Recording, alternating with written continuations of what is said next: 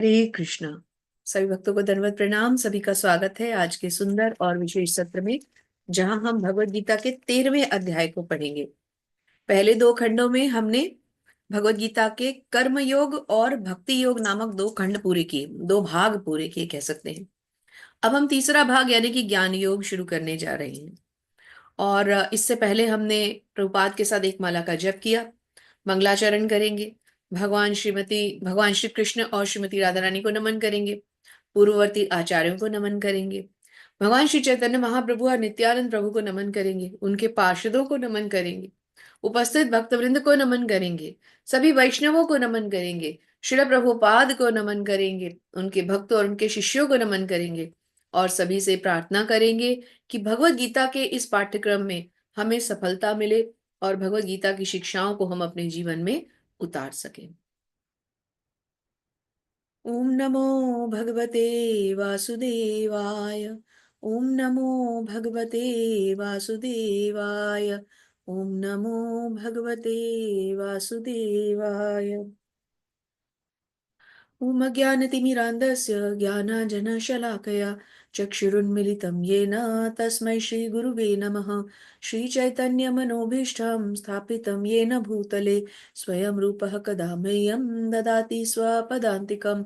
वन्देऽहं श्रीगुरु श्रीयुतापदकमलं श्रीगुरून् वैष्णवांश्च श्रीरूपं साग्रजातां सहगण रघुनाथान्वितं तं सजीवम् साद्वैतं सावधूतं परिजनसहितं कृष्ण चैतन्य देवं श्रीराधा कृष्णपादान् सहगण ललिता श्रीविशाखान्वितांश्च। हे कृष्ण करुणा सिंधु दीनबंधु जगतपते गोपेश गोपिका कांत श्री राधा कांत नमस्तुते। तप्त कांचन गौरांगी श्री राधे वृंदावनेश्वरी वृषभानुसुते देवी प्रणमामि हरिप्रिये। वाञ्छाकल्पतरुभ्यश्च कृपा सिन्धुभ्यैव च पतितानां पावनेभ्यो वैष्णवेभ्यो नमो नमः। जय श्री कृष्ण चैतन्य प्रभु नित्यानंद श्री अद्वैत गदाधर श्रीवासादि गौर भक्त वृंद। हरे कृष्णा कृष्ण कृष्ण हरे हरे हरे राम राम राम हरे हरे। नमो विष्णुपादाय कृष्णपृष्ठाय भूतले श्रीमते भक्तिवेदान्त स्वामिनीति नामिने। नमस्ते सारस्वते देवे गौरवाणी प्रचारिणे निर्विशेषा शून्यवादी पाश्चात्य देश तारिणे।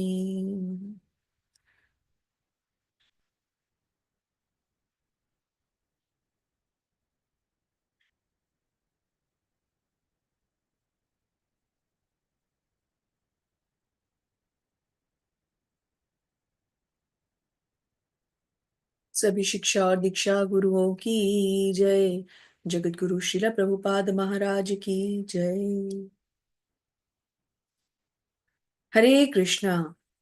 तो सभी भक्तों का स्वागत है फिर से एक बार। सभी को दंडवत प्रणाम। हरे कृष्णा। चलिए तो आज का अध्याय शुरू करते हैं। अध्याय 13। अध्याय 13 जिससे कि हम अब एक नए प्रकार से अध्यायों का अध्ययन शुरू करेंगे। अभी तक हमने भगवान से कर्म सीखे, भक्ति की साधना की विधियां सीखी, भक्ति कैसे करनी है, क्यों करनी है, भक्ति से मनुष्य को क्या लाभ होता है आदि। अब हम ज्ञान के मार्ग से भगवान को हम कैसे प्राप्त कर सकते हैं, क्योंकि देखिए भगवत गीता हमें भगवान के को प्राप्त करने के अलग अलग माध्यम समझा रही है। भगवान अपने उपदेशों में समझा रहे हैं कि किस प्रकार एक मनुष्य जीव जो है वो भगवान को प्राप्त करके इस जन्म मृत्यु के चक्र से छूट सकता है। यही भगवत गीता का प्रयोजन है। भगवान ने इसीलिए बार बार हर अध्याय के हर श्लोक में भक्ति की व्याख्या की है। किस प्रकार बिना भक्ति के एक मनुष्य का जीवन सफल नहीं हो सकता और भक्ति करते हुए मनुष्य इस जीवन से पार पा सकता है। यही भगवान का उपदेश है। तो अब तीसरे भाग में हम ज्ञान के माध्यम से भगवान को कैसे प्राप्त करें, उनका क्या ज्ञान है, उनके क्या रहस्य है, उनके इस परम गुह्य ज्ञान को जानने से जीव या मनुष्य को क्या लाभ हो सकता है, ये सब जानेंगे। तो आज इस 13वें अध्याय को शुरू करते हैं। प्रकृति, पुरुष और चेतना।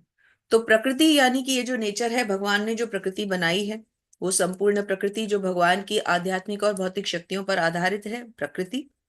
पुरुष यानी कि जीव, अर्थात जो कि अपने आप को भोक्ता समझ बैठता है, भगवान से अपना संबंध विलग करके यहाँ आ जाता है और जन्म मृत्यु के चक्र में फंस जाता है। और चेतना अर्थात वो कॉन्शियसनेस जो जड़ और चेतन दोनों को अलग अलग करती है, यानी कि एक जड़ वस्तु है और एक चेतन है, तो उसमें ऐसी क्या शक्ति है जिसके कारण वो चलायमान है, वो प्रगतिशील है, वो क्रियाशील है? चेतना, जो कि एक जीव के अंदर कौन देता है? उसका आत्मा। तो हम इन तत्वों को जानेंगे और अध्याय शुरू हो रहा है अर्जुन द्वारा एक प्रश्न से और भगवान द्वारा उसके उत्तर से। तो भगवान जब भी आते हैं तो भगवान के भक्त क्या करते हैं? भगवान के भक्त भगवान को प्रसन्न करने के लिए दोनों भुजाएं उठा लेते हैं और प्रेम से, उत्साह से, पूरे मन से एकाग्रचित्त होकर पूरे जोर शोर से भगवान का नाम पुकारते हैं। तो आप सब भी माइक को अनम्यूट करें और भगवान के सुंदर नामों का उच्चारण करें। हरे कृष्णा हरे कृष्णा हरे कृष्णा कृष्ण कृष्ण हरे हरे हरे हरे, हरे हरे राम राम राम राम हरे हरे। कृष्ण कृष्ण हरे भगवान हरे, अवश्य प्रसन्न हुए होंगे। हरे भगवान राम के हरे भक्तों ने राम भगवान का नाम राम। पुकारा है, नाम के द्वारा भगवान अवश्य अवश्य प्रसन्न हुए होंगे। अर्जुन उवाच प्रकृतिं पुरुषं चैव क्षेत्रं क्षेत्रज्ञमेव च एतद्वेदितुमिच्छामि ज्ञानं ज्ञेयं च केशव। श्रीभगवानुवाच इदं शरीरं कौन्तेय क्षेत्रमित्यभिधीयते एतद्यो वेत्ति तं प्राहुः क्षेत्रज्ञ इति तद्विदः। तो क्या है ये दो श्लोक? आइए समझते हैं। पहले अर्जुन पूछते हैं क्या? अर्जुन कहते हैं कि मैं प्रकृति, पुरुष और क्षेत्र, क्षेत्रज्ञ और ज्ञान और ज्ञेय, ऐसे तीन पेयर्स के बारे में जानना चाहता हूं। प्रकृति क्या है? पुरुष क्या है? अर्थात भोगने लायक क्या है प्रकृति? भोग कौन कर रहा है? पुरुष यानी जीव। हालांकि एक्चुअल भोक्ता भगवान है, लेकिन इस भौतिक जगत के बारे में पूछ रहे हैं। क्षेत्र क्या है? अर्थात कार्य करने का एरिया क्या है, उसको जानने वाला यानी कि क्षेत्रज्ञ कौन है? तो वो हुआ हमारा आत्मा। ज्ञान क्या है और ज्ञेय क्या है? तो ज्ञान है स्वयं श्री कृष्ण और ज्ञेय भी वही है। परंतु हमें यहाँ कैसे समझना है कि ज्ञान है क्या? भगवान को जानना यानी क्या ज्ञान है वो, और ज्ञेय मतलब जानने योग्य कौन है या उसको जानने के लिए उत्सुक कौन है ना? तो भगवान कहते हैं कि ये शरीर क्षेत्र कहलाता है और इसको जानने वाला क्षेत्रज्ञ। तो शरीर क्यों क्षेत्र कहलाता है? क्षेत्र का अर्थ क्या होता है? एरिया। तो जिस एरिया के अंदर, जिस परिधि के अंदर हम कार्य करते हैं, वो परिधि हमारी हो गई क्षेत्र। और इस शरीर को जानने वाला कौन है? इसके अंदर कौन है जो इस शरीर को जानता है? वो हो गया हमारा आत्मा। लेकिन हम भगवान और श्रील प्रभुपाद से सुनेंगे। तो तात्पर्य शुरू करते हैं श्रील प्रभुपाद के द्वारा। तात्पर्य श्रील प्रभुपाद के द्वारा। श्रील प्रभुपाद की जय। अर्जुन प्रकृति, पुरुष, क्षेत्र, क्षेत्रज्ञ, ज्ञान तथा ज्ञेय के विषय में जानने के इच्छुक थे। जब उन्होंने इन सबों के विषय में पूछा तो श्री कृष्ण ने कहा कि यह शरीर क्षेत्र कहलाता है और इस शरीर को जानने वाला क्षेत्रज्ञ। यह शरीर बद्ध जीव के लिए कर्म क्षेत्र है। क्षेत्र यानी कर्म क्षेत्र, जिस कर्म क्षेत्र के अंदर जीव कर्म करता है। बद्ध जीव इस संसार में बंधा हुआ है और वह प्रकृति पर अपना प्रभुत्व जताने का प्रयत्न करता है। इस प्रकार प्रकृति पर प्रभुत्व दिखाने की क्षमता के अनुसार उसे कर्म क्षेत्र प्राप्त होता है। तो ये कर्म का क्षेत्र अर्थात जिस क्षेत्र में, जिस एरिया में हम अपने कर्म करते हैं, वो क्या कहलाएगा? क्षेत्रज्ञ। क्षेत्रज्ञं चापि मां विद्धि सर्व क्षेत्रेषु भारत क्षेत्र क्षेत्रज्ञयोर्ज्ञानम ज्ञानम मतम परमम। क्या कहते हैं? भगवान कहते हैं भरतवंशी यानी कि अर्जुन, तुम्हें ज्ञात होना चाहिए कि मैं समस्त शरीरों में ज्ञाता भी हूं और इस शरीर तथा इसके ज्ञाता को जान लेना ज्ञान कहलाता है। तो ज्ञाता कौन है? भगवान कह रहे हैं ज्ञाता तो मैं हूं। अब क्षेत्रज्ञ कौन हुआ? आत्मा, जो एक शरीर को जानता है। तो आत्मा और भगवान में क्या डिफरेंस हुआ? भगवान जानते हैं सब शरीरों को, आत्मा जानता है केवल उस शरीर को जिसमें उसका वास है। तो भगवान कहते हैं कि मैं समस्त शरीरों का ज्ञाता हूं और शरीर के ज्ञाता को ज्ञाता को जान लेना ज्ञान कहलाता है। जो मनुष्य अपने शरीर के ज्ञाता अर्थात आत्मा को जान ले और सब शरीरों के ज्ञाता अर्थात परमात्मा को जान ले, तो जो वो ऐसा ज्ञान जो इस बात को मनुष्य को समझा देता है वही ज्ञान है, बाकी तो सब अज्ञान है। भगवान के ज्ञान को प्राप्त नहीं किया, शरीर और आत्मा को नहीं समझे, तो फिर हम समझे ही क्या। तो तात्पर्य में श्रीला प्रभुपाद समझाते हैं, श्रीला प्रभुपाद की जय। प्रभुपाद कहते हैं शरीर, शरीर के ज्ञाता, आत्मा तथा परमात्मा। विषयक व्याख्या के दौरान हमें तीन विभिन्न विषयों में विषय मिलेंगे। क्या क्या विषय? भगवान, जीव, पदार्थ। एक हो गया भगवान, एक हो गया जीव जो प्रकृति पर प्रभुत्व जता रहा है, और एक हो गया पदार्थ जो कि मटेरियल है, मैटर है। प्रत्येक कर्म क्षेत्र में प्रत्येक शरीर में दो आत्माएं होती हैं, एक आत्मा और एक परमात्मा। तो हर एक कर्म क्षेत्र में यानी कि हर एक शरीर में दो आत्माएं हैं, एक स्वयं शरीर का ज्ञाता यानी आत्मा, एक सब शरीरों के ज्ञाता यानी कि परमात्मा। चूंकि परमात्मा भगवान कृष्ण के स्वांश हैं, अतः कृष्ण कहते हैं मैं भी ज्ञाता हूं, लेकिन मैं शरीर का व्यष्टि ज्ञाता नहीं हूं, मैं परम ज्ञाता हूं। मैं शरीर में परमात्मा के रूप में विद्यमान रहता हूं। तो भगवान जो है वो सबके शरीर में रहते हैं, परंतु रहते कैसे हैं? परमात्मा रूप में। तो भगवान कहते हैं इंडिविजुअल शरीर को जानने वाला कौन हुआ? उस शरीर का ज्ञाता यानी कि आत्मा। और बाहरी रूप से सब शरीरों को जानने वाला कौन हुआ? परमात्मा। यह शरीर इंद्रियों से युक्त है। परमेश्वर ऋषिकेश है, जिसका अर्थ है इंद्रियों के नियामक। वे इंद्रियों के आदि नियामक हैं। जिस प्रकार राजा अपने राज्य की समस्त गतिविधियों का आदि नियामक होता है, नागरिक के तो गौण नियम होते हैं। भगवान का कथन है मैं ज्ञाता भी हूं। इसका अर्थ है कि वे परम ज्ञाता हैं। जीवात्मा केवल अपने विशिष्ट शरीर को जानता है। तो जीवात्मा किसे जानता है? केवल विशिष्ट शरीर को, और भगवान सारे शरीर को। क्षेत्राणि हि शरीराणि बीजं चापि शुभाशुभे तानि वेत्ति स योगात्मा ततः क्षेत्रज्ञ उच्यते।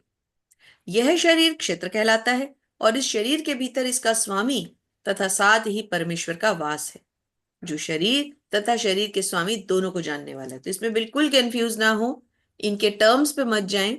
इसको सिर्फ समझने की आवश्यकता है कि ये एरिया जिसके अंदर हम काम कर रहे हैं क्षेत्र, इस एरिया को जानने वाला क्षेत्रज्ञ यानी कि आत्मा। लेकिन व्यष्टि आत्मा कौन हुआ? जो सिंगल एक शरीर को जानता है। और परमात्मा कौन हुए? जो सब शरीर को जानते हैं। फिर आया ज्ञान और ज्ञेय। तो ज्ञान कौन है? ज्ञान वो नॉलेज है जो आत्मा और परमात्मा के बीच में अंतर समझाए। और जानने योग्य क्या है? परमात्मा अर्थात कि श्री कृष्ण, है ना। वैदिक ग्रंथों में शरीर, आत्मा तथा परमात्मा के स्वरूप की सम्यक जानकारी ज्ञान नाम से अभिहित की जाती है। अर्थात ज्ञान का क्या मतलब हुआ? इस शरीर और आत्मा को अच्छी तरह से समझना। इस अध्याय में बताया जाएगा कि इन दोनों ज्ञाताओं में से एक अच्युत है और दूसरा च्युत है। अच्युत कौन है? स्वयं भगवान, जो कभी च्युत नहीं होंगे, खत्म नहीं होंगे। और च्युत कौन है? जीवात्मा, जो कि है और फिर नहीं भी है। तो भगवान सर्वशक्तिमान और जीवात्मा उनका अंश।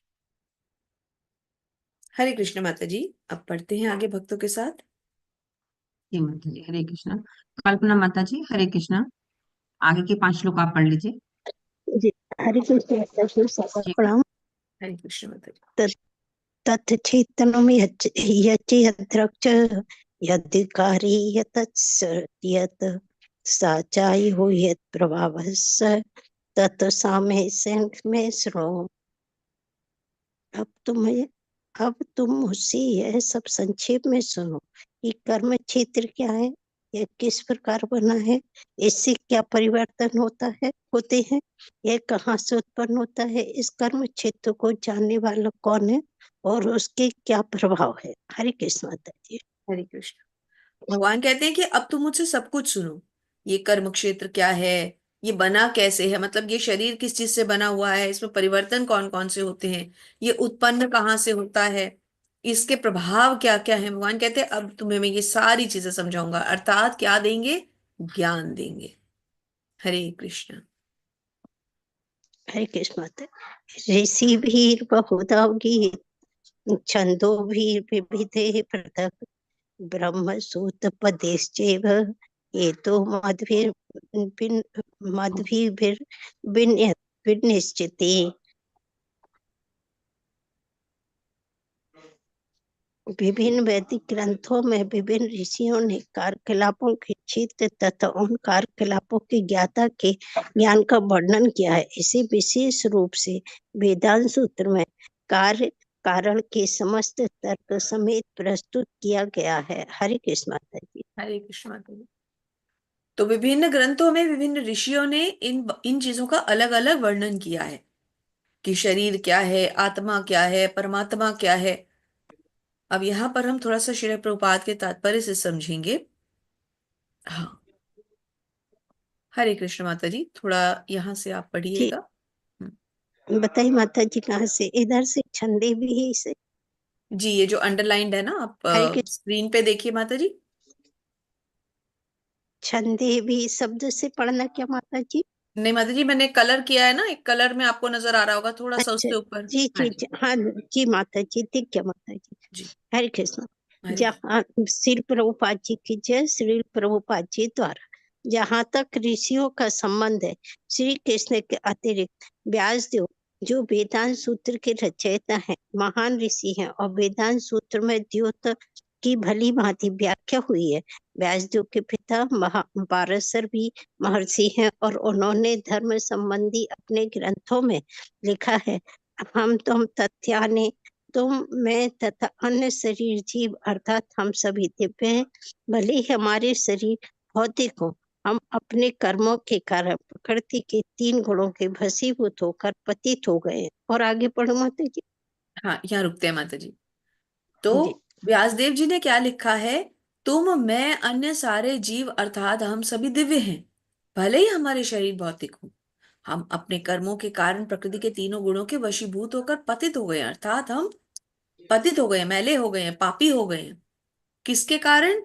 प्रकृति के 3 गुणों से वशीभूत होकर, यानी उनसे प्रभावित होकर। आगे कहते हैं हाँ, थोड़ा सा यहां से भी पढ़ेंगे, जैसा कि जी पहले जी कहा जा चुका है। जी माता जी। जी जी जी, हरे कृष्ण। जैसे कि पहले कहा जा चुका है, क्षेत्र का अर्थ कर्म क्षेत्र है। और क्षेत्र क्षेत्र की 2 कोटियां हैं, जीवात्मा तथा परम पुरुष।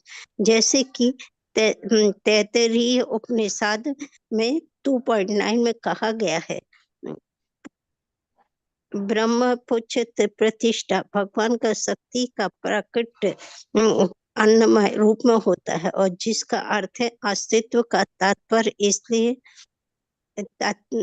अस्तित्व के लिए भोजन अन्न पर निर्भरता यह ब्रह्म की भौतिकवादी अनुभूति है।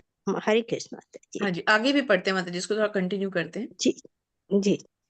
अन्न में परम सत्य की अनुभूति करने के पश्चात फिर प्राणमय रूप में मनुष्य सजीव लक्षणों या जीवन रूपों में परम सत्य की अनुभूति करता है। ज्ञानमय रूप में यह अनुभूति सजीव लक्ष्यों से आगे बढ़कर चिंतन, अनुभव तथा आकांक्षा तक पहुंचती है।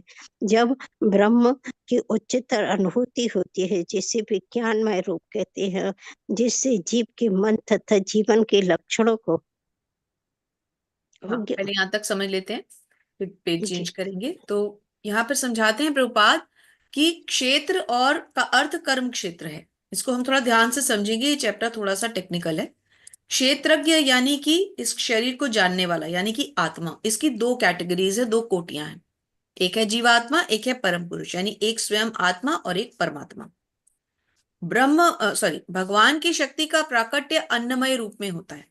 भगवान की सबसे पहली शक्ति का प्राकट्य किसमें है? अन्नमय रूप में, जिसका अर्थ है अस्तित्व के लिए भोजन पर निर्भरता।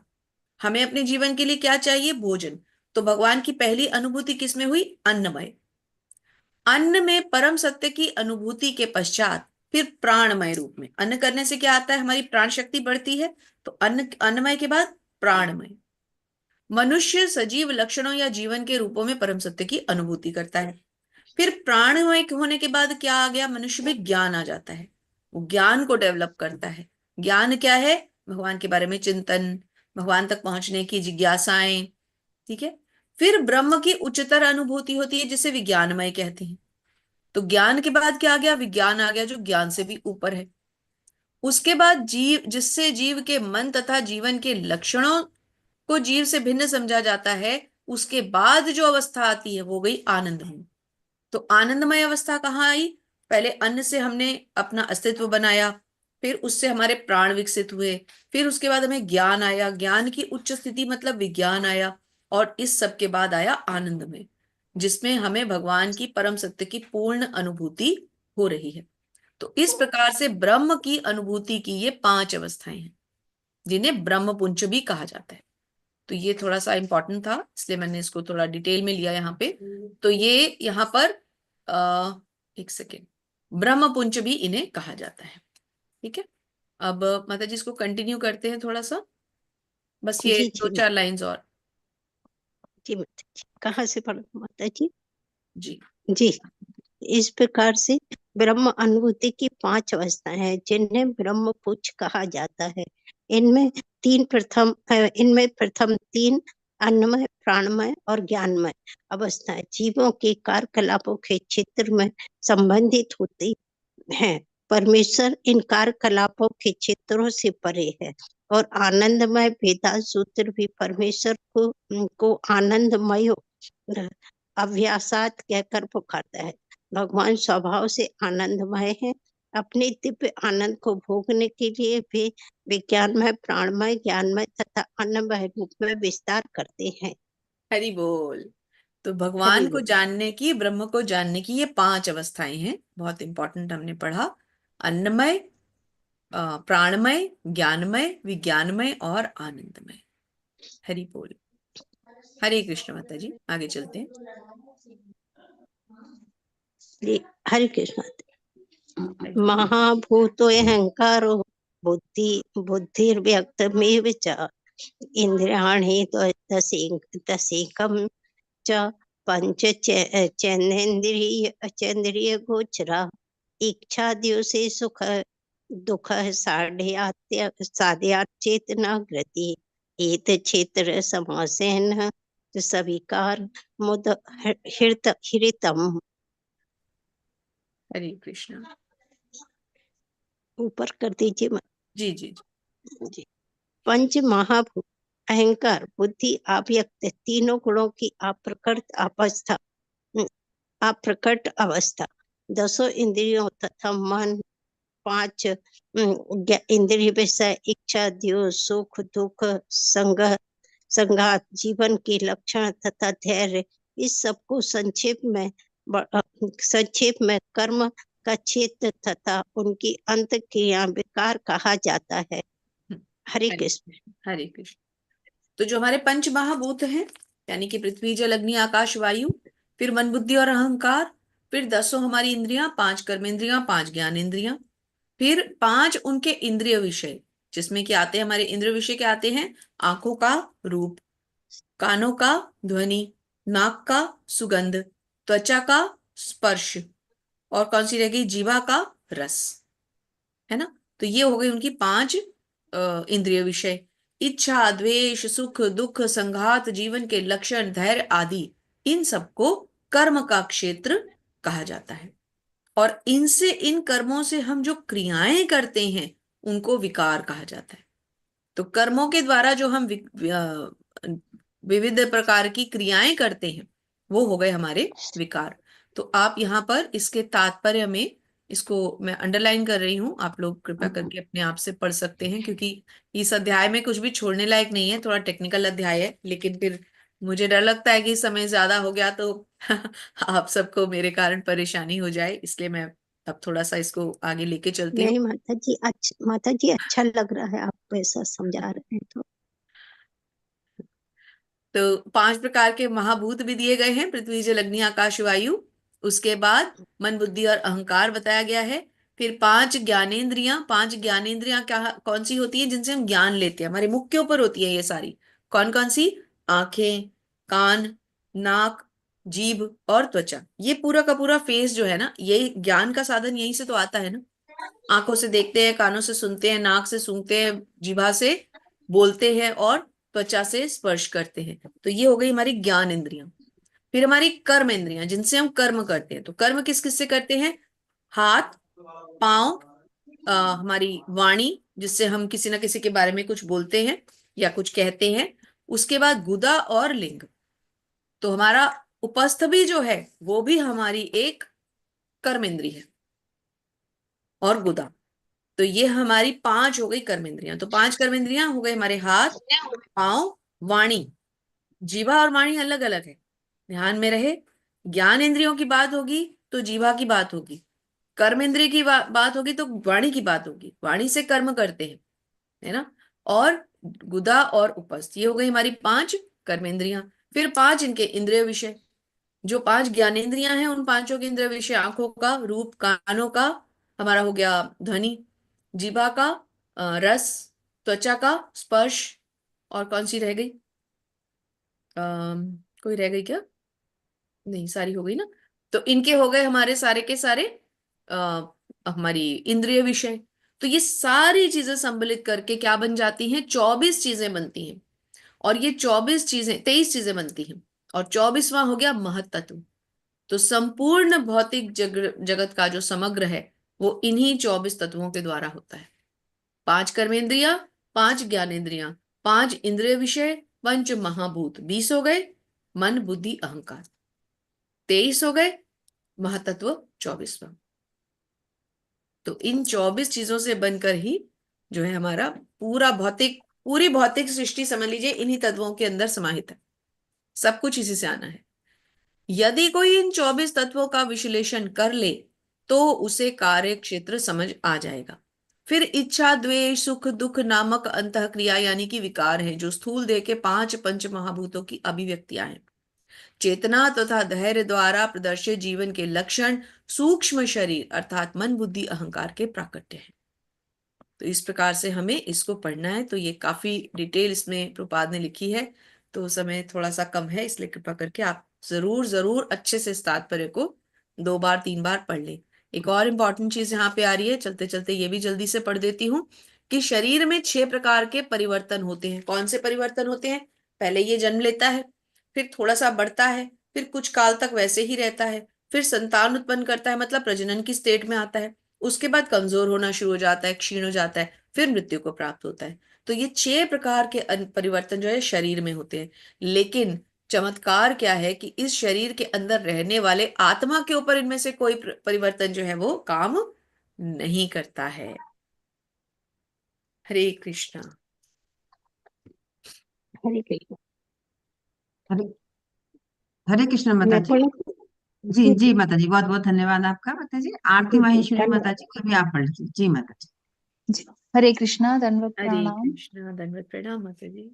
अमानित्वम् अदिम्भित्वम् अहिंसा क्षान्तिरार्जवम् आचार्योपासनं शौचम् स्थिरमार्तविनिग्रहः इन्द्रियार्थेषु वैराग्यं मन अहंकार एव च जन्म मृत्यु जरा व्याधि दुःख दोषानुदर्शनम् असक्तिं असक्तिर्न विष्वङ्ग पुत्रदारगृहादिषु नित्यं च समचित्तत्वमिष्टानिष्टोपपत्तिषु मयि चान्यन्ययोगेन भक्तिर्व्यभिचारिणी विविक्तदेशे सेवित्वमरतिर्जनसंसिद्धि अध्यात्मज्ञाननित्यत्व तत्त्वज्ञानार्थदर्शनम् एतज्ज्ञानमिति प्रोक्तं ज्ञानं यतदोऽन्यथा हरि बोल। नम्रता विनम्रता दंभहीनता अहिंसा सहिष्णुता सरलता प्रामाणिक गुरु के पास जाना पवित्रता स्थिरता आत्म संयम इंद्र तृप्ति के विषयों का परित्याग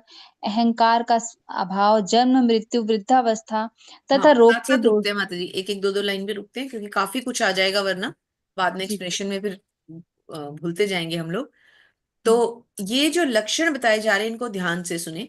विनम्रता यानी कि किसी से बात करने में हमारी विनम्र होना, हमारा हम्बल होना। दंभहीनता अहंकार का ना होना। अहिंसा, 2 प्रकार की हिंसाएं करते हैं हम, एक यदि हम किसी को कष्ट पहुंचाए, दुख पहुंचाए शारीरिक तौर पर, या किसी के मन को दुख पहुंचाए, वो भी हिंसा है। और दूसरा, यदि हमारे पास आध्यात्मिक ज्ञान है और हम उसे आगे नहीं बढ़ा रहे तो वो भी हिंसा है। तो ये 2 प्रकार की हिंसाएं ना करना यानी अहिंसा। सहिष्णुता सरलता, हमें हम्बल होना चाहिए, सॉफ्ट होना चाहिए, सहिष्णु होना चाहिए, मतलब हम्बल ही है सहिष्णु का भी मीनिंग अगर ध्यान से देखें तो। सरलता मतलब हमें सिंपल होना है, बाय नेचर कोई कॉम्प्लेक्सिटी नहीं होनी चाहिए, एकदम सिंपल सरल स्वभाव। प्रामाणिक गुरु के पास जाना, परंपरा से जो गुरुदेव आ रहे हैं, गुरुजन आ रहे हैं, उनकी शरण लेना। पवित्रता दो प्रकार की होती है, एक बाह्य एक आंतरिक। बाह्य प्रकृति पवित्रता मीन्स स्वयं को स्वच्छ रखना, स्नान आदि करना, साफ कपड़े पहनना। और आंतरिक पवित्रता यानी कि हरे कृष्ण महामंत्र कह के अपनी आत्मा को, अपने मन को, अपने अंतर मन को शुद्ध करना। स्थिरता, आत्म संयमता। स्थिरता क्या है? मनुष्य का स्टेबल होना, फिकल माइंडेड नहीं कि कभी ये कभी ये, आज कर लूं भक्ति कल छोड़ दूं भक्ति, नहीं, स्टेबल, एकदम दृढ़ संकल्पी। आत्म संयम मतलब खुद पे कंट्रोल, मन पे कंट्रोल, गुस्से पे कंट्रोल, वाणी पे कंट्रोल, है ना। इंद्रिय विषयों के परित्याग अर्थात सेंस ग्रेटिफिकेशन को पूरी तरह से छोड़ देना, भौतिक इच्छाओं का त्याग कर देना। अहंकार का अभाव, जिसमें अहंकार नहीं है, जिसके अंदर घमंड नहीं है, मैं नहीं है। जन्म मृत्यु और वृद्धावस्था तथा रोगों के दोषों की अनुभूति। हाँ, अब यहां से पढ़ते हैं माता जी पहले। जी माता जी कंटिन्यू कीजिए, आरती माता जी।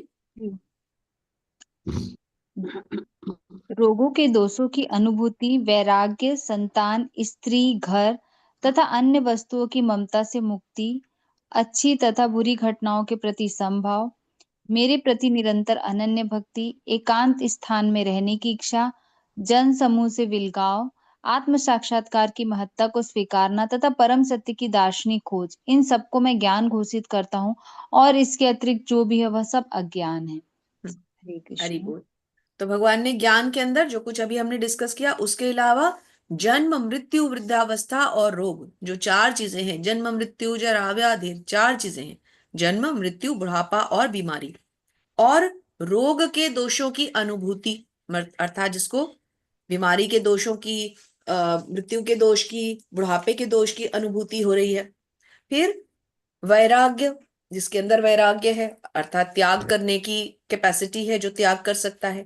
संतान, स्त्री, घर और अन्य वस्तुओं से ममता की मुक्ति अर्थात भौतिक इच्छाओं का परित्याग। अच्छी बुरी घटनाओं के प्रति संभाव, न सुख में ज्यादा हर्षित न शोक में ज्यादा दुखी। और मेरे प्रति निरंतर अनन्य भक्ति अर्थात भगवान की निरंतर, जो लगातार 24 घंटे वाली भक्ति।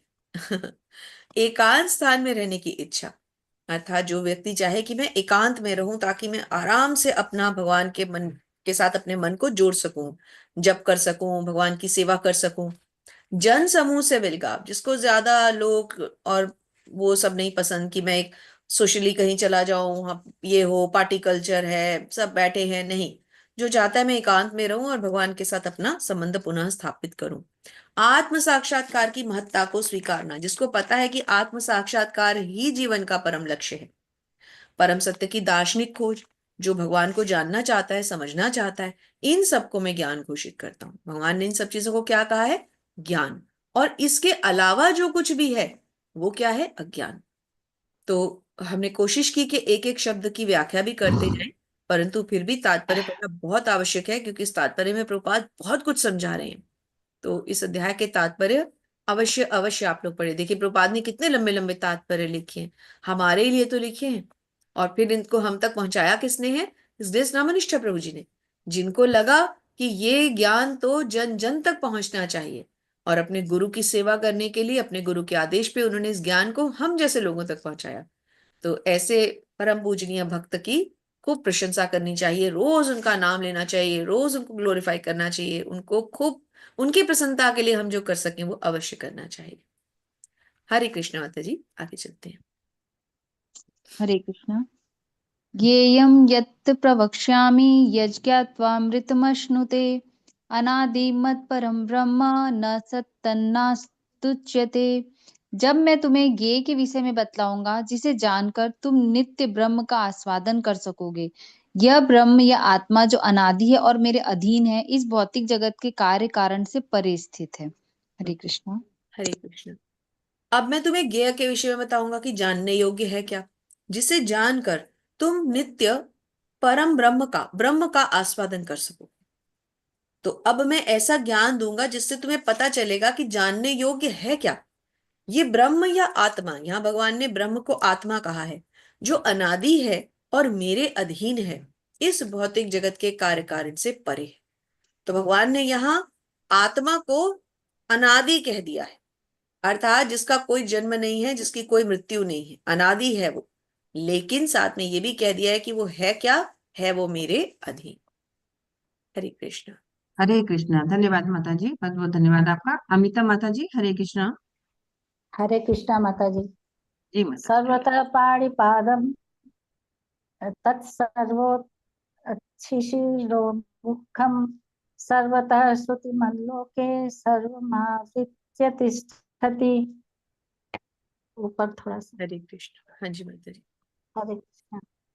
उनके उनके हाथ पांव आंखें सिर तथा मुंह तथा उनके कान सर्वत्र हैं। इस प्रकार परमात्मा सभी वस्तुओं में व्याप्त होकर अवस्थित है।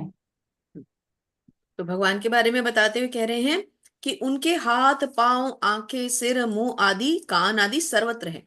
तो अभी तो हम अभी अभी विराट रूप देख करके आ रहे हैं, हमें पता है भगवान किस तरह से सभी दिशाओं में फैले हुए हैं, कैसे ये भौतिक जगत उनके अंदर जो है ब्रह्मांडों के ब्रह्मांड उनके मुख में प्रज्वलित अग्नि में जा रहे हैं। तो अभी तो हमें और कुछ जानने की और सुनने की आवश्यकता ही नहीं है, हम तो अभी अभी भगवान का विराट रूप देख करके आ रहे हैं। तो भगवान ने हमें किस तरह से अपना विस्तृत रूप दिखाया, उसके बारे में श्री प्रभुपाद लिखते हैं। माता जी बहुत सुंदर प्रभुपाद की ये थोड़ा सा हम लेंगे, जी। बहुत सुंदर लिखा है प्रभुपाद ने हरे यहाँ। कृष्ण। जी। हरे कृष्णा। जी। प्रभुपाद की जय। प्रभुपाद जी के द्वारा जिस प्रकार सूर्य अपनी अनंत रश्मियों को विकर्ण करके स्थित है, उसी प्रकार परमात्मा या भगवान भी हैं। वे अपने सर्वव्यापी रूप में स्थित रहते हैं और उनमें आदि शिक्षक ब्रह्मा से लेकर छोटी सी चींटी तक के सारे जीव स्थित हैं। उनके अनंत शीर हाथ पांव तथा नेत्र हैं और अनंत जीव है। ये सभी परमात्मा में ही स्थित हैं। अतएव परमात्मा सर्वव्यापक है, लेकिन आत्मा यह नहीं कह सकता कि उसके हाथ पांव तथा नेत्र चारों दिशाओं में हैं। यह संभव नहीं है। यदि वह अज्ञान के कारण यह सोचता है कि उसे इसका ज्ञान नहीं है कि उसके हाथ तथा पैर चतुर्दिक प्रसरित हैं, किंतु समुचित ज्ञान होने पर ऐसी स्थिति में आ जाएगा तो उसका सोचना उल्टा है। इसका अर्थ यही होता है कि प्रकृति द्वारा बद्ध होने के कारण आत्मा परम नहीं, परमात्मा आत्मा से भिन्न है। और पढ़ूं? हाँ रुकते हैं माता जी एक बार। तो यहाँ पर प्रभुपाद समझा रहे हैं, जिस प्रकार सूर्य अपनी अनंत रश्मियों को विकर्ण करके स्थित है, जैसे कि सूर्य एक जगह पे है लेकिन उनकी रोशनी हर जगह फैली हुई है, उसी प्रकार भगवान भी एक जगह पर हैं लेकिन उनकी भी रोशनी उनका ज्ञान सब तरफ फैला हुआ है। लेकिन भगवान सर्वत्र है, भगवान एक जगह है और हर जगह भी है। जैसे कि अचिंत्य भेदा भेद भी यही है कि भगवान सब में है लेकिन नहीं भी है। इसी प्रकार भगवान जब हम उपदेशामृत और श्री ईशोपनिषद आदि ग्रंथ पढ़ेंगे ना, तो उसमें हमें बहुत अच्छे से समझाया गया है कि भगवान चलते हैं पर नहीं भी चलते, वो बड़े हैं लेकिन बहुत छोटे हैं। कैसे? जैसे कि वो कितने बड़े हैं कि वो सब ब्रह्मांडों के स्वामी हैं, सबके उद्गम हैं, परंतु कितने छोटे हैं कि एक अणु के अंदर भी आ जाते हैं। तो ये दोनों दोनों जो जैसे हमें देखने में लगता है कि कंट्रोवर्सी है, लेकिन ये कंट्रोवर्सी नहीं, भगवान की शक्तियां हैं, इन्हें हमें समझना ही होगा। अगर हम भगवान में जिज्ञासा रखते हैं तो हमें ये समझना स्वीकार करना होगा। हरे कृष्ण। हरे कृष्ण। सर्वेन्द्रिय गुणाभासम सर्वेन्द्रिय विवर्जितम असक्तम सर्वभृच्चैव निर्गुणम गुण भोक्तृ च। परमात्मा समस्त इंद्रियों के मूल स्रोत हैं, फिर भी वे इंद्रियों से रहित हैं। वे समस्त जीवों के पालन करता होकर भी अनासक्त हैं। वे प्रकृति के गुणों के परे हैं, फिर भी वे भौतिक प्रकृति के समस्त गुणों के स्वामी हैं। हरे कृष्ण। हरे तो कृष्ण। परमात्मा समस्त इंद्रियों के मूल स्त्रोत्र हैं लेकिन इंद्रियों से परे हैं। जिस प्रकार परमात्मा सबके मूल स्रोत हैं लेकिन उससे परे हैं, इंद्रियों के नियामक भी वही हैं लेकिन इंद्रियां उनको इफेक्ट नहीं कर पाती, है ना। जीवों के पालन करता वही है, जीवों को सृजन भी वही करते हैं, पालन भी वही करते हैं, लेकिन जीवों में भी अनासक्त हैं, अर्थात आसक्त नहीं है। भौतिक प्रकृति के गुणों को बनाते वही हैं लेकिन तब भी उनसे परे हैं। ये तो भगवान की अचिंत्य शक्तियां हैं। हरे कृष्ण। हरे कृष्ण। बहिरन्तश्च भूतानामचरं चरमेव च सूक्ष्म सूक्ष्मत्वात् तत्तवीयज्ञं दूरस्थं चान्तिके च तत्। परम सत्य जड़ तथा जंगम समस्त जीवों के बाहर तथा भीतर स्थित हैं। सूक्ष्म होने के कारण वे भौतिक इंद्रियों के द्वारा जानने या देखने से परे हैं। यद्यपि वे अत्यंत दूर रहते हैं, किंतु हम सबों के निकट भी हैं। हरे कृष्णा। हालांकि हरे वो दूर कृष्ण। हैं, लेकिन हम सबके निकट है। दूर तो इतने हैं कि हम उनको किसी माइल्स, किलोमीटर्स और जो भी बड़े बड़े मेजरमेंट्स हैं उनमें नहीं नाप सकते।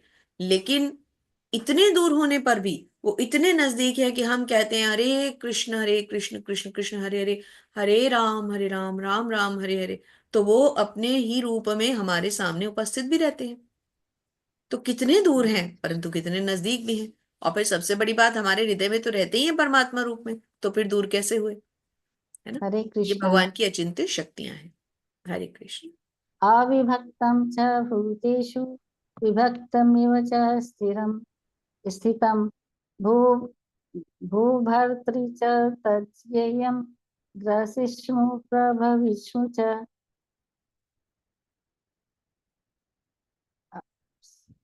यद्यपि परमात्मा समस्त जीवों के मध्य विभाजित प्रतीत होता है, लेकिन वह कभी भी विभाजित नहीं है।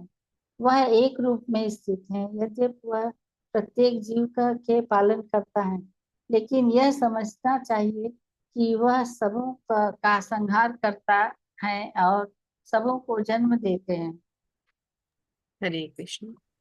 हरे तो कृष्ण। यद्यपि भगवान सभी जीवों के मध्य विभाजित प्रतीत होते हैं परमात्मा रूप में, लेकिन वह कभी भी विभाजित नहीं होते। कहने का अर्थ क्या है कि जब हम सब जीव बैठे हैं, अब हम क्या समझे कि क्या परमात्मा एक है और सबके अंदर डिवाइडेड है? नहीं, वो सबके अंदर अपने पूर्ण रूप में है। यद्यपि वे प्रत्येक जीव के पालन करता है, लेकिन ये समझना चाहिए कि वह संहार करता भी है। तो जन्म भी वही दे रहे हैं, संहार भी वही कर रहे हैं, पालन भी वही कर रहे हैं। लेकिन हाँ, हम लोग कैसे मानते हैं कि ब्रह्मा जी ने जन्म दिया, विष्णु जी ने पालन किया और शिव जी ने संहार किया? नहीं, भगवान के कहने पर भगवान यदि उनको एक रोल देते हैं तो ये देवी देवता केवल उनके दिए हुए रोल को निभाते हैं, इससे ज्यादा कुछ नहीं है। करते सब कुछ, करने का जो सब कुछ कार्य कर सकने की जो कैपेसिटी है वो सिर्फ श्री कृष्ण के पास है। वो आगे इनको एक स्पेसिफिक काम के लिए एक स्पेसिफिक शक्ति देते हैं। ऐसी शक्तियों के कारण जो भगवान इन्हें प्रदान करते हैं, ब्रह्मा जी सृजन कर पाते हैं, शिव जी संहार कर पाते हैं। परंतु असली समस्त चीजों के जो कारण है, कारणों के भी कारण, वो श्री कृष्ण है। हरे कृष्ण। ज्यो ज्योतिषामपि तज्ज्योति ततमसः परमुच्यते। ज्ञानं ज्ञेयं ज्ञानगम्यं हृदि सर्वस्य विशिष्टितम्। वे समस्त प्रकाशमान वस्तुओं के प्रकाश स्रोत हैं। वे भौतिक अंधकार से परे हैं और अगोचर हैं। वे ज्ञान हैं, ज्ञेय हैं और ज्ञान के लक्ष्य हैं। वे सबके हृदय में स्थित हैं। हरे कृष्ण। तो भगवान क्या है? हरे प्रकाशमान वस्तुओं के प्रकाश स्रोत हैं, भौतिक अंधकार से परे हैं, ज्ञान और ज्ञेय है, ज्ञान के लक्ष्य हैं और सबके हृदयों में स्थित है। अर्थात भगवान ये सब कुछ होते हुए भी सबके हृदय में परमात्मा रूप में रहते हैं। ये हमें मेन चीज समझनी है। यदि हम उनकी शक्तियों को अपने से बहुत दूर मानेंगे तो हम इस बात पे भरोसा कैसे करेंगे कि वो हमारे हृदय में रहते हैं? तो दोनों बातें समझनी है, ये भी कि ये सारी शक्तियां उनके अधीन हैं, और ये भी कि वो हमारे हृदय में परमात्मा रूप में रहते हैं। हरे कृष्ण। इति क्षेत्रं तथा ज्ञानं ज्ञेयं चोक्तं समासतः। मद्भक्त मद्भक्त एतद्विजाय ज्ञाय मद मद्भावायो पद्यते। इस प्रकार मैंने कर्म इस प्रकार मैंने कर्म, क्षेत्र, शरीर, ज्ञान तथा ज्ञेय का संक्षेप में वर्णन किया है। इसे केवल मेरे भक्त ही पूरी तरह समझ सकते हैं और इस तरह मेरे स्वभाव को प्राप्त होते हैं।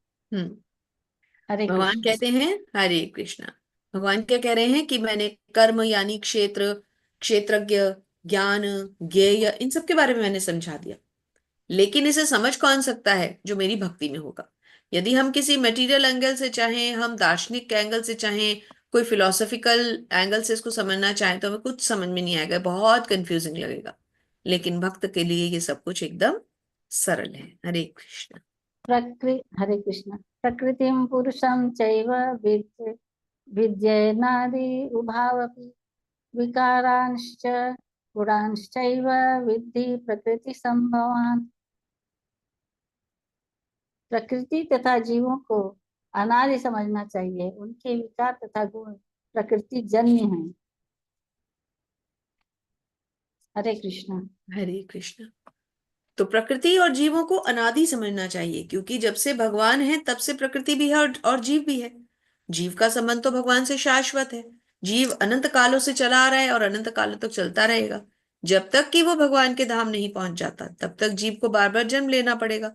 उसे जन्म और मृत्यु के चक्र में फंसना पड़ेगा, क्योंकि कर्म भी उसके ऊपर डोमिनेट करते हैं, गुण भी डोमिनेट करते हैं। तो इस चक्र को तोड़ने का क्या तरीका है? कि हम गुणों और कर्मों के इस जंजाल से ऊपर उठे, तभी हम भगवान के धाम जा सकते हैं, जहां से फिर किसी को लौटकर नहीं आना होता। हरे कृष्णा। हरे पूनम कृष्ण। माता जी। हरे कृष्णा माता जी। जी माता जी, मीनल तिवारी माता जी, अभी आप पढ़ लीजिए। हरे कृष्णा। हरे कृष्णा। थैंक यू माता जी, बहुत सुंदर आपने पढ़ा। Thank you so much. धन्यवाद हरे माता कृष्ण जी। माता जी, दंडवत प्रणाम। धन्य प्रणाम माता जी। कार्य कारण कर्तृत्वे हेतु प्रकृतिरुच्यते। पुरुष सुख दुःखानां भोक्तृत्वे हेतुरुच्यते। प्रकृति समस्त भौतिक कारणों तथा कार्यों परिणामों की हेतु कही जाती है, और जीव पुरुष इस संसार में विविध सुख दुख के भोग का कारण कहा जाता है। हरे कृष्ण। हरे कृष्णा।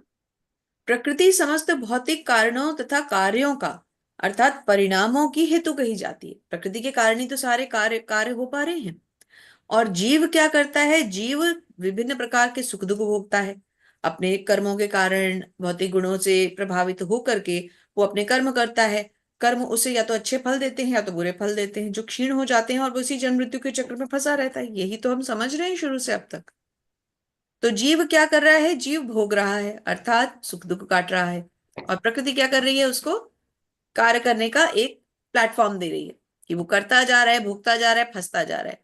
तो ये दोनों तीनों चीजें मिलके बेचारे जीव को फंसाए रखती हैं। प्रकृति, कर्म, गुण, ये सब मिलके एक जीव को फंसा देते हैं। और वो बार बार एक शरीर से दूसरे शरीर और दूसरे शरीर से तीसरे शरीर में भागता रहता है। जब मनुष्य योनि मिलती है तो एकमात्र अवसर होता है कि वो इस चक्र को तोड़ सके और भगवान के धाम जा सके। और हम क्या करते हैं? हम इसको गवा देते हैं, फिर फंस जाते हैं किसी जन्म चक्र में। कहीं कोई शुकर बन जाता होगा, पता नहीं अगले जन्म में शुकर, कुकर, पत्ता, कीड़ा पतंगा क्या बनना होगा, कोई नहीं जानता, सिर्फ भगवान जानते हैं। हरे कृष्णा। हरे कृष्ण। पुरुष प्रकृतिस्थो हि भुक्ते प्रकृतिजान् गुणान् कारणं सुगुणसङ्गोऽस्य सदसद्यो निजन्मसु। इस प्रकार जीव प्रकृति के तीनों गुणों का भोग करता हुआ प्रकृति में ही जीवन बिताता है। यह उस प्रकृति के साथ उसकी संगति के कारण है। इस तरह उसे उत्तम तथा अधम योनियां मिलती रहती है। हरे कृष्ण। हरे कृष्णा। कभी उत्तम कभी अधम, यानी कभी अच्छी यानी उच्च योनिया और कभी निम्न यानी बुरी योनिया। कभी उच्च लोकों में जाता है, कभी निम्न लोकों में जाता है, कभी उच्च योनियां भोगता है, कभी निम्न योनियां भोगता है। परंतु मनुष्य योनि इकलौती योनि है जिससे वो निकल करके अपने इस जन्म मृत्यु के चक्र को तोड़ सकता है। अन्य किसी योनि से नहीं निकल सकता, क्योंकि भगवत ज्ञान ज्ञान प्राप्ति कैसे करेगा? मनुष्य बनेगा तब तो भगवत गीता पढ़ेगा, भागवतम पढ़ेगा, भगवान की सेवा करेगा, तब तो निकलेगा। तो यही एक इकलौती योनि है, ये हमें समझ कर चलना है। हरे कृष्ण। हरे कृष्ण। उपद्रष्टानुमन्ता च भर्ता भोक्ता महेश्वरः परमात्मेति चाप्युक्तो देहेऽस्मिन् पुरुषः परः। तो भी इस शरीर में एक अन्य दिव्य भोक्ता है, जो ईश्वर है, परम स्वामी है और साक्षी तथा अनुमति देने वाले के रूप में विद्यमान है। और जो परमात्मा कहलाता है। हरे हरे कृष्ण। हरे कृष्णा। इस शरीर में एक दिव्य भोक्ता है। हमारे शरीर में दिव्य भोक्ता कौन है? हमारे परमात्मा। और वो कौन है? ईश्वर है, परम स्वामी है और साक्षी है। साक्षी किस लिए है? जैसे कि एक पेड़ पर दो पक्षी बैठे हैं, एक दाना चुग के ला रहा है, खा रहा है, कर रहा है सब कुछ, दूसरा केवल उसे देख रहा है कि हाँ वो साक्षी है कि हाँ इसने ये कर लिया, ये कर लिया, ये कर लिया। तो कहते हैं इस शरीर में भी एक दिव्य भोक्ता है, यानी कि परमात्मा, जो ईश्वर है, परम स्वामी है, जो साक्षी हैं और अनुमति देने वाले के रूप में विद्यमान है। और वो क्या कहलाते हैं? परमात्मा कहलाते हैं। हरे कृष्ण। हरे कृष्ण। य एवं वेत्ति पुरुषं प्रकृति च गुणैः सह सर्वथा वर्तमानोऽपि न स भूयो विजायते। जो व्यक्ति प्रकृति, जीव तथा प्रकृति के गुणों की अंतःक्रिया से संबंधित इस विचारधारा को समझ लेता है, उसे मुक्ति की प्राप्ति सुनिश्चित है। उसकी वर्तमान स्थिति चाहे जैसी हो, यहाँ पर उसका पुनर्जन्म नहीं होगा। हरे कृष्ण। हरि बोल।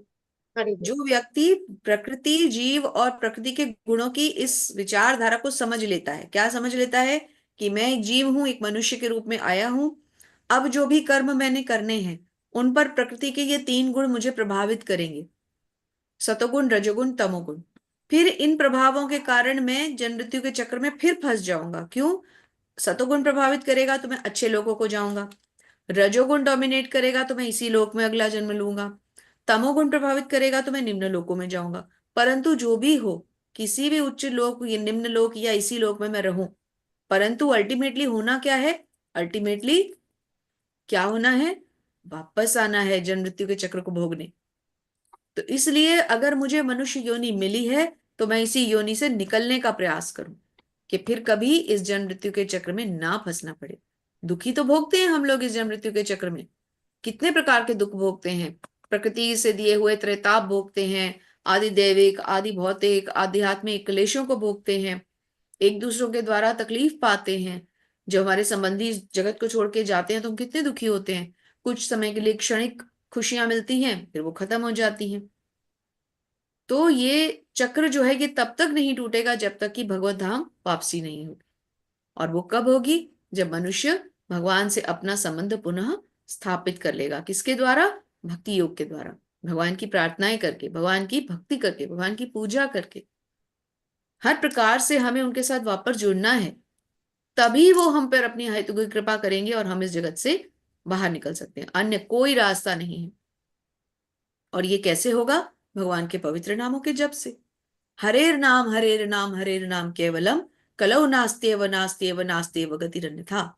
इस कलयुग के युग में एक ही औषधि है जो मनुष्य को परमानेंट मोक्ष प्राप्त करा सकती है, हरि नाम।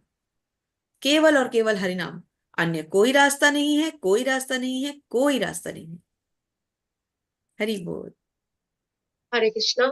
ध्यायेनान ध्यायेनात्मनि पश्यन्ति केचिदात्मानमात्मना अन्ये सांख्येन योगेन कर्मयोगेन चापरे। कुछ लोग परमात्मा को ध्यान के द्वारा अपने भीतर देखते हैं, जो दूसरे लोग ज्ञान के अनुशीलन द्वारा, और कुछ ऐसे हैं जो निष्काम कर्मयोग द्वारा देखते हैं।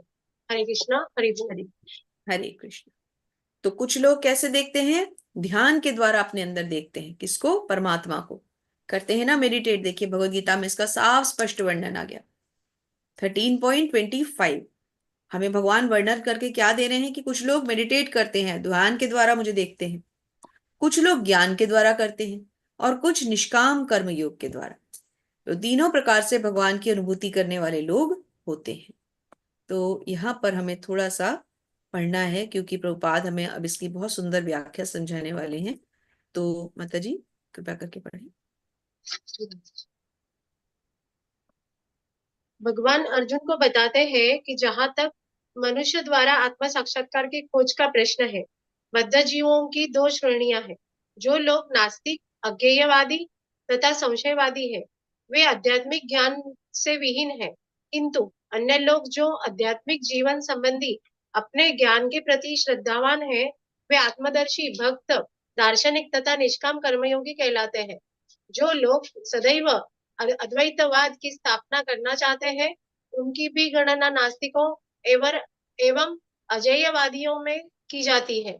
दूसरे शब्दों में केवल भगवत भक्त ही आध्यात्मिक ज्ञान को प्राप्त होते हैं, क्योंकि वे समझते हैं कि इस प्रकृति के जो परे वैकुंठ लोक तथा भगवान है, जिसका विस्तार परमात्मा के रूप में प्रत्येक व्यक्ति में हुआ है और जो सर्वव्यापी है।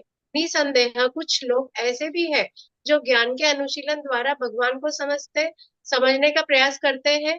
इन्हें श्रद्धावानों की श्रेणी में गिना जा सकता है। सांख्य दार्शनिक इस भौतिक जगत का विश्लेषण 24 तत्वों के रूप में करते हैं और वे आत्मा को 25वां तत्व मानते हैं। जब वे आत्मा की प्रकृति को भौतिक तत्वों से परे समझने में समर्थ होते हैं, तो वे यह समझ जाते हैं कि आत्मा के भी ऊपर भगवान है और वह 26वां तत्व है। उस प्रकार वे भी क्रमशः कृष्ण भावनामृत की भक्ति के स्तर पर पहुंच जाते हैं। जो लोग निष्काम भाव से कर्म करते हैं, उनकी भी मनोवृत्ति सही होती है। इन्हें कृष्ण भावनामृत की भक्ति के पद तक बढ़ने का अवसर दिया जाता है। यहाँ पर यह कहा गया है कि कुछ लोग ऐसे होते हैं जिनकी चेतना शुद्ध होती है और वे ध्यान द्वारा परमात्मा को खोजने का प्रयत्न करते हैं, और जब वे परमात्मा को अपने अंदर खोज लेते हैं तो वे दिव्य पद को प्राप्त होते हैं। इसी प्रकार अन्य लोग हैं जो ज्ञान के अनुशीलन द्वारा परमात्मा को जानने का प्रयास करते हैं। कुछ ऐसे भी हैं जो हृदय हठ योग द्वारा अपने बालकों जैसे क्रियाकलापों द्वारा भगवान को प्रसन्न करने का प्रयास करते हैं। हरि बोल। हरे कृष्ण माता जी। हरे कृष्ण माता जी। तो भगवान क्या कहते हैं अर्जुन को कि मनुष्य आत्म साक्षात्कार की खोज का प्रश्न है बद्ध जीवों की श्रेणियां। बद्ध जीवों की क्या श्रेणियां हैं? जिसमें ऐसे लोग भी आते हैं जो भगवान पे भरोसा करते हैं और इस ज्ञान को समझते हैं, और ऐसे भी आते हैं जो भगवान पे संशय करते हैं, जो नास्तिक होते हैं, जो इस आध्यात्मिक ज्ञान को जानना ही नहीं चाहते। तो हमें क्या समझना है कि भगवान के ऊपर पूर्ण विश्वास करते हुए उन्होंने जो कुछ भी हमें ये ज्ञान दिया है आत्मा और परमात्मा का, इसको जानते हुए समझते हुए हम ज्ञान अर्जित करें, क्योंकि भगवान ने इसके जानने को क्या कहा है? ज्ञान कहा है। और यदि कोई इसको नहीं जानता, नहीं समझता, तो उसे क्या कहा है? अज्ञान कहा है। तो मुख्यतः इन दो शिक्षाओं को समझते हुए कि हमें भगवान के ऊपर भरोसा करते हुए ज्ञान को समझना है, आत्मा परमात्मा यानी क्षेत्र क्षेत्रज्ञ के डिफरेंस को समझना है, बुद्धिमत्ता पूर्वक हमें इस भौतिक जगत को समझते हुए इसमें से निकलने का मार्ग निकालना है। हरे कृष्ण। हरे कृष्ण। धन्यवाद जी, धन्यवाद माता जी, बहुत बहुत धन्यवाद। रंजन माता जी, हरे कृष्ण। 3 श्लोक माता जी अभी आप पढ़ लीजिए जी जी। माता जी। अन्ये तु एवम् अज्ञानन्त श्रुत्वा अनेभ्य अपाश्यते ते अपि च अतीतरन्ति एव मृत्युं श्रुतिपरायणा। ऐसे भी लोग हैं जो यद्यपि आध्यात्मिक ज्ञान से अवगत नहीं होते, पर अन्यों से परम पुरुष के विषय में सुनकर उनकी पूजा करने लगते हैं। ये लोग भी प्रामाणिक पुरुषों से श्रवण करने की मनोवृत्ति होने के कारण जन्म तथा मृत्यु के पथ को पार कर जाते हैं। हरे कृष्ण। हरे कृष्ण। अर्थात जिनमें स्वतः ये भावना नहीं भी होती, तो भी ऐसे लोग होते हैं जो दूसरों से सुनते हैं और इस मार्ग पर चल पड़ते हैं। हमें से ऐसे बहुत से लोग होंगे इस समय जो दूसरों से सुनकर इस मार्ग पर आए हैं। जरूरी नहीं कि वो इस मार्ग पर बेसिकली आने के लिए इच्छुक थे या जिज्ञासु थे, मगर किसी ने कहा, उन्होंने सुना और उनके ऊपर असर हुआ और वो इस मार्ग पे आ गए, भक्ति मार्ग पर। हरे कृष्ण। यावत् संजायते किंचित सत्वम अस्थावर संगम क्षेत्र क्षेत्रज्ञ संयोगात सतविद्धि भरत ऋषभ। हे भरतवंशियों में श्रेष्ठ, यह जान लो कि चर तथा अचर जो भी तुम्हें अस्तित्व में दिख रहा है, वह कर्म क्षेत्र तथा क्षेत्र के ज्ञाता का संयोग मात्र है। हरे कृष्ण।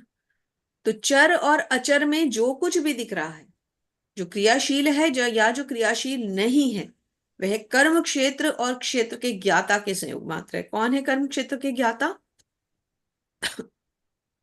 परमात्मा। कौन है कर्म क्षेत्र के ज्ञाता? परमात्मा। एक शरीर का एक आत्मा उस शरीर को जानता है, लेकिन सब शरीरों को जानने वाला कौन है? परमात्मा। तो ये जो कुछ भी चर अचर दिख रहा है, अर्थात ये जो भौतिक प्रकृतियां हमें दिखा रही हैं, ये किसके कारण हो रहा है? भगवान के कारण हो रहा है, कर्म क्षेत्र के ज्ञाता के कारण हो रहा है। कर्म क्षेत्र के ज्ञाता कौन है? भगवान, परमात्मा। हरे कृष्ण। कृष्ण माता जी। सम सर्वेषु भूतेषु तिष्ठन्तं परम ईश्वरम विनश्यतु अविनाश्यंतम य पश्यति स पश्यति।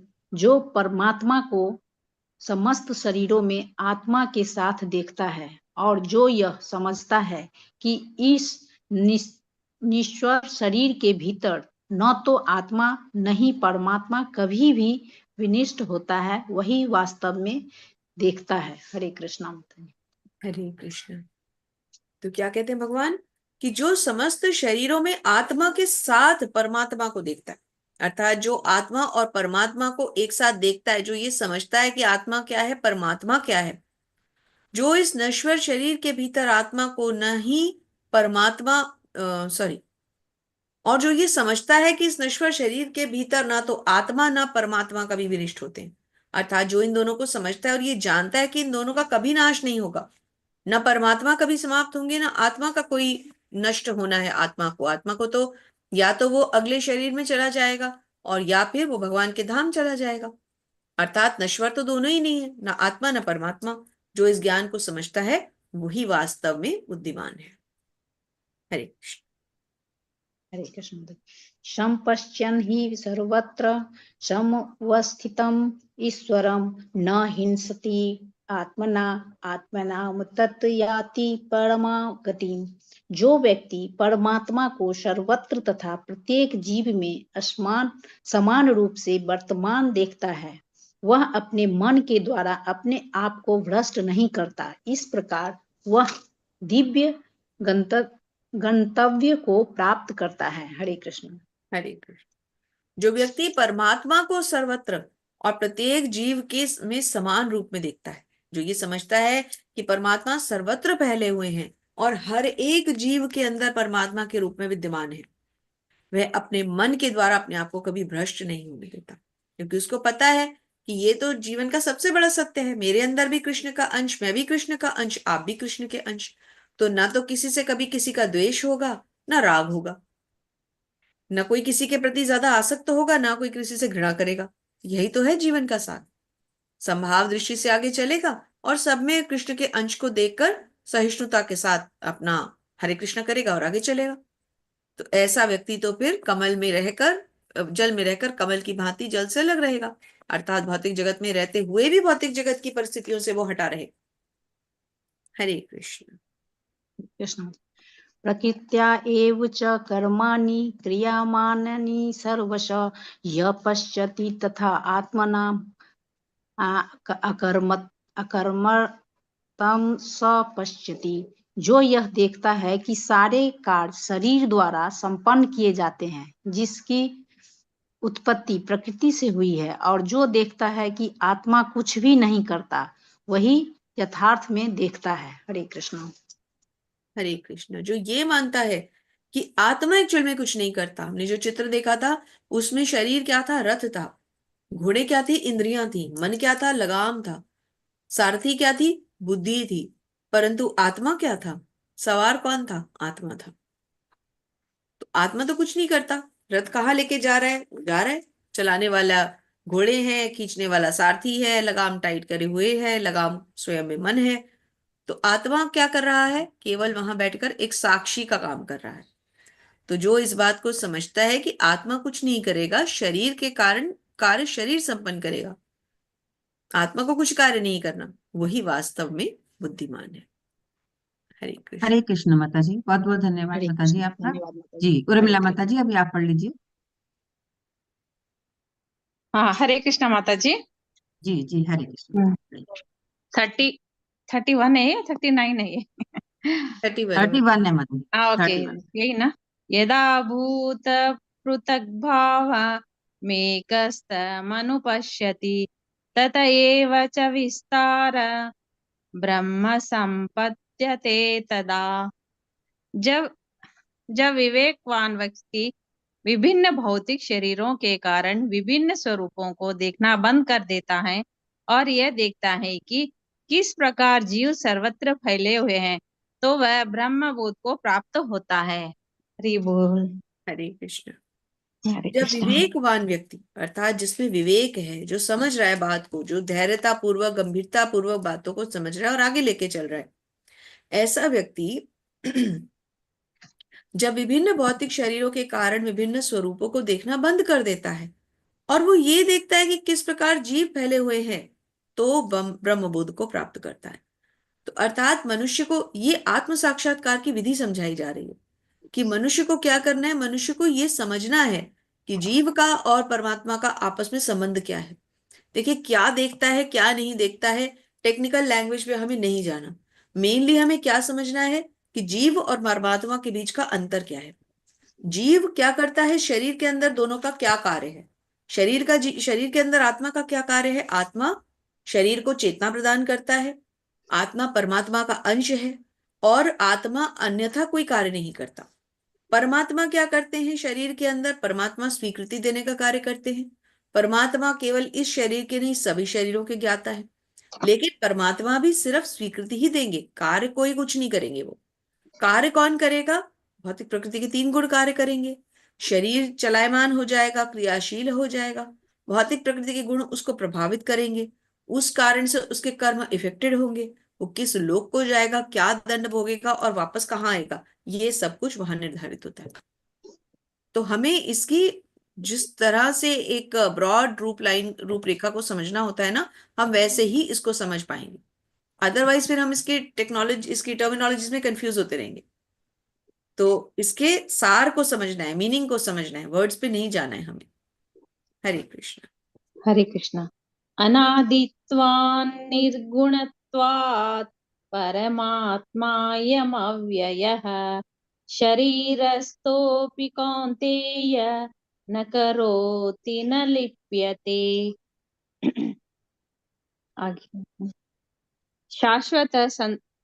शाश्वत दृष्टि संपन्न लोग यह देख सकते हैं कि अविनाशी आत्मा दिव्य, शाश्वत तथा गुणों अतीत है। यह हे अर्जुन, भौतिक शरीर के साथ संपर्क होते हुए भी आत्मा न तो कुछ करता है और न लिप्त होता है। हरि बोल। हरे कृष्ण। हरे कृष्ण। तो शाश्वत दृष्टि संपन्न लोग ये देख सकते हैं कि आत्मा दिव्य, शाश्वत आदि गुणों से अतीत है और भौतिक शरीर के साथ संपर्क होने से क्या होता है, आत्मा के ऊपर कोई इफेक्ट नहीं आता, क्योंकि आत्मा शरीर से लिप्त नहीं है। यदि आत्मा शरीर से लिप्त होता तो आत्मा पे 100% इफेक्ट आता, फिर आत्मा भी कर्म करता, फिर आत्मा को भी कुछ ना कुछ दंड सहन करने पड़ते। परंतु आत्मा इस शरीर से लिप्त नहीं है, इसीलिए वो बचा रहता है। तो बहुत बड़ा पॉइंट इस श्लोक में आया है। हरे कृष्ण। हरे कृष्ण।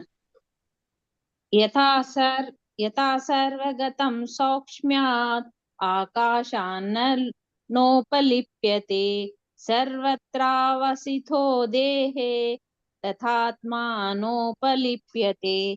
यद्यपि आकाश सर्वव्यापी है, किंतु अपनी सूक्ष्म प्रकृति के कारण किसी वस्तु से लिप्त नहीं होता।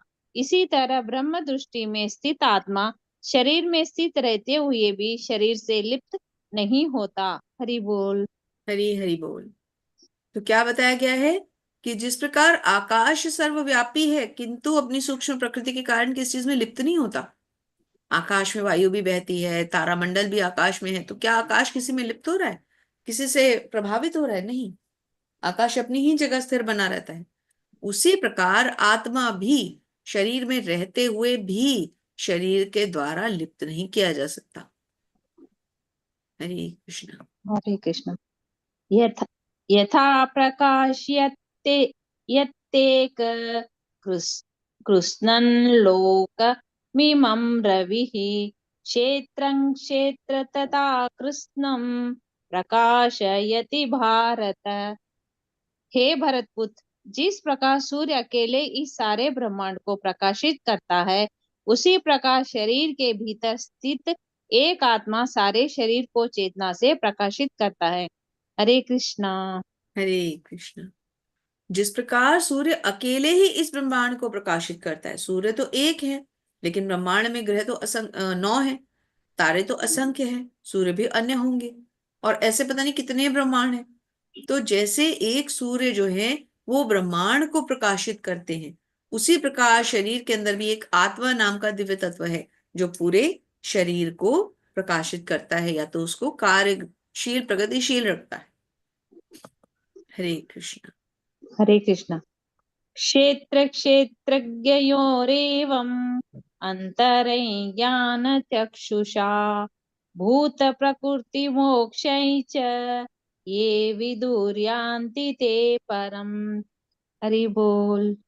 सॉरी।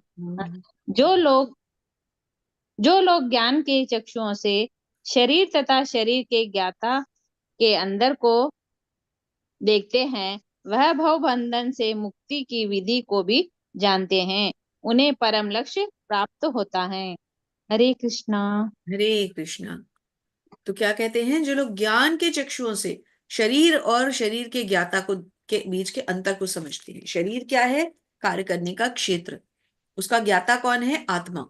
दोनों में डिफरेंस क्या है कि शरीर कर्म करता है और आत्मा केवल उसको उसका साक्षी रहता है। और भवबंधन से मुक्ति पाने की विधि भी जानते हैं। ऐसे लोग जो कि इतना तत्व जान लिया, आत्मा परमात्मा और जीव को भी समझ लिया, तो फिर जानने योग्य और रह क्या गया? भगवान का तत्व तो समझ गए, तो और क्या जानना है फिर? और तो कुछ बचा ही नहीं, वही मेन है। तो इसका अंतिम पैराग्राफ पढ़ के हम यहाँ पर इसको संपन्न करेंगे। हरे कृष्ण माता जी। हरे कृष्णा। यहाँ से पढ़ो। हाँ। मनुष्य यह तो समझ सकता है कि यह शरीर पदार्थ है और इसे 24 तत्वों में विश्लेषित किया जा सकता है। शरीर स्थूल अभिव्यक्ति और मन तथा मनोवैज्ञानिक तथा प्रभाव सूक्ष्म अभिव्यक्ति है। जीवन के लक्ष्य इन्हीं तत्वों की अंतःक्रिया है, किंतु इनसे भी ऊपर आत्मा और परमात्मा है। आत्मा तथा परमात्मा दो है। यह भौतिक जगत का आत्मा तथा 24 तत्वों के संयोग से कार्यशील है, जो संपूर्ण भौतिक जगत में इस रचना को आत्मा का तथा तत्वों से संयोग से हुई मानता है। परमात्मा की स्थिति को भी देखता है, वही वैकुंठ लोक जाने का अधिकारी बन पाता है। ये बातें चिंतन तथा साक्षात्कार की है। मनुष्य को चाहिए कि गुरु की सहायता से इस अध्याय को भली भांति समझे। इस प्रकार श्रीमद् भगवत गीता के 13वें अध्याय का प्रकृति पुरुष तथा चेतना का भक्ति वेदांत तात्पर्य पूर्ण हुआ। हरि हरे बोल। कृष्णा। हरे हरि हरि कृष्णा। बोल। हरे थैंक हरि यू हरे सो बोल। मच। कृष्णा। तो मनुष्य को चाहिए गुरु की सहायता से इसको समझे। यदि हम अपने आप समझने का प्रयास करेंगे कि हम भगवत गीता उठा लें और पढ़ लें, तो समझ में नहीं आएगा। इसीलिए श्रील प्रभुपाद की भगवत गीता क्यों हम पढ़ते हैं? ताकि गुरु ही हमें स्वयं समझाए। तो गुरु से समझना बहुत आवश्यक है। यदि गुरु नहीं समझाएंगे, श्रील प्रभुपाद हमें नहीं समझाएंगे, तो हम नहीं समझ सकते। कोई भी अन्य भगवत गीता अगर हम ले लेते हैं, जिसमें कि इस प्रकार जैसे प्रभुपाद कितने सारे तात्पर्य लिखते हैं, कितने ग्रंथों का निचोड़ निकालते हैं, जगह जगह रेफरेंसेस डालते हैं, तो जब तक गुरु हमें नहीं इन तत्वों को समझाएंगे तब तक ना तो हमें आत्मा समझ में आएगा, ना परमात्मा और ना ही जीव। तो हम तो मूर्ख हैं ही। इसलिए गुरु ही हमें समझाएं, वही हमें तारें, यही हमें प्रयास करना चाहिए। हरे कृष्ण। यहाँ हरे कृष्णा। हमारा 13वां अध्याय संपूर्ण होता है। हरे कृष्णा। आप सबका बहुत बहुत धन्यवाद। और हम वैष्णव प्रणाम मंत्र के साथ पहले इस सत्र का समापन करेंगे, उसके बाद फिर प्रश्न उत्तर पे आएंगे। वाञ्छा कल्पतरुभ्यश्च कृपा सिन्धुभ्य एव च पतितानां पावनेभ्यो वैष्णवेभ्यो नमो नमः। हरे कृष्णा कृष्ण कृष्ण हरे हरे। हरे हरे राम राम राम हरे। अनंत कोटि वैष्णव वृंद की जय। जय जय श्रील प्रभुपाद महाराज की जय। जय आप सभी सुंदर भक्तों की जय जय। श्री श्री राधा गोविंद भगवान की जय। जय। जय। श्री श्री राधा राधिकारवन भगवान की जय। जय कल आने वाली जया एकादशी महामहोत्सव की जय। जय हरि हरि बोल। हरे हरे बोल। हाँ।